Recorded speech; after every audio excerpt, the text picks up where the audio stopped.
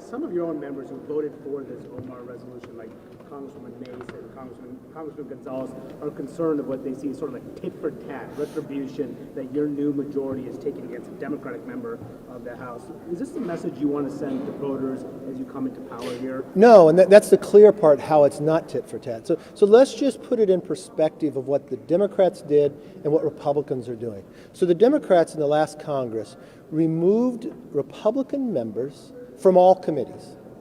They even judged one Republican member not based upon what she had said as a member of Congress, but what she said prior to ever getting here. And they removed from all committees. I'm not removing people from all committees. And I'm not judging something that someone said when they're not a member of Congress. Now, the first two people we did not allow to be on Intel. If you got the briefing I got from the FBI, and I know you all personally believe it as well, simply as an American, you know Swalwell should not serve on the Intel. I'd love to take a show of hands here. How many believe, if you're a member of Congress and the FBI says nothing, but the moment your leadership appoints you to the Intel Committee, the FBI comes knocking on the leadership's door and says, we have a problem, this person has a relationship with a Chinese spy. How many believe that that person should stay on Intel?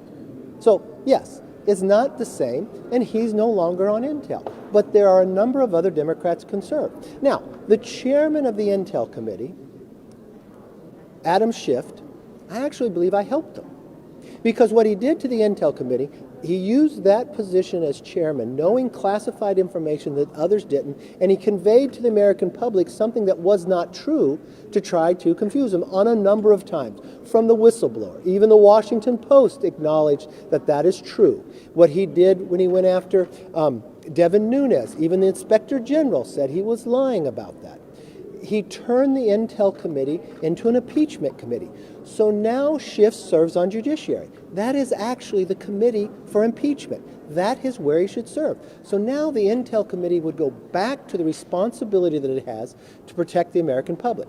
Now, when it comes to Congresswoman Omar, based upon what she had said, the anti-Semitic comments, it's all about the Benjamins.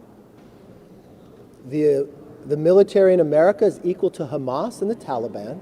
On 9/11, something happened that day.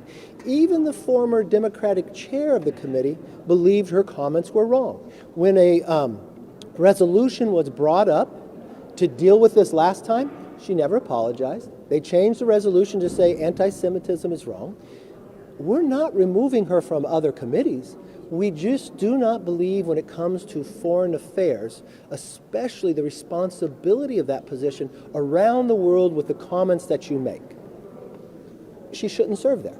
But this is what if it was tit for tat, we would have picked people, took them off all committees and said nothing about it. What message is Congress really sending to voters right now? As accusations of revenge politics fly, House leadership fires back, saying this moment isn't about payback, it's about standards, security, and restoring trust. As accusations of revenge politics fly, House leadership fires back, saying this moment isn't about payback, it's about standards, security, and restoring trust. Tonight, we break down the Omar resolution, the Intel Committee shakeup, and why this Congress claims it's nothing like the last one. That you make. She shouldn't serve there. But this is what if it was tit for tat, we would have picked people, took them off all committees and said nothing about it. We don't believe in that. I just had a conversation with the minority leader, Hakeem Jeffries.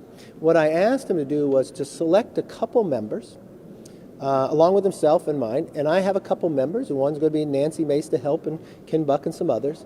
And I think what we should do is put into the rules. There is a code of conduct here, but I don't know the definition exactly what all that's going to mean. I think that should be clear. So if there is a concern, it's not tit for tat, but I think in moving forward, every single member of Congress has a responsibility to how they carry themselves. Let me finish the question. And it's responsible upon us to let them know what that is, and then what is the due process in a bipartisan way that we can deal with it. So I'm going to put a group of Democrats that Hakeem will select and a group of Republicans, and we'll work to come and clarify the rules and pass something for not only this Congress, but future Congresses as well. There's an acrimony right now in Congress. We've seen it play out in many of these committee hearings where members are calling each other names. this vote with Congresswoman Omar as a backdrop against this. With the acrimony between Republicans and Democrats right now, how can the American people be confident that you'll be able to get things done? Because this is nothing like the last Congress where you move somebody from all committees. This is nothing like the last Congress where you have a speaker that tells Republicans they can't even be on committees. This is nothing like the last Congress where they would deny the rights for bills to even go through committee. This is nothing like the last Congress where you never had an open rule. So let's just judge the few weeks we've had now to the last Congress. This is the first time in 7 years any bill has come to the floor in an open rule. Almost a decade since that has come to a bill has come to the floor that's not an appropriation bill. Look at what we've also done the first week. In a bipartisan way, 146 Democrats joined with us, where we opened a select committee on China. This is actually a fundamentally different Congress. I've had Democrats coming up to me telling me we're running it much better, especially the time allotment. They like the openness and the working. I'll give you another example for an inner workings, right? There's times that I was going to be given a briefing. I call up the minority leader, take the briefing with me.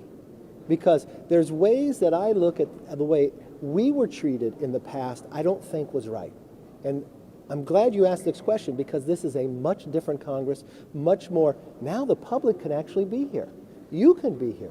How different is that? The public is going to be back in the People's House. We're going to have a State of the Union where the public can actually watch it.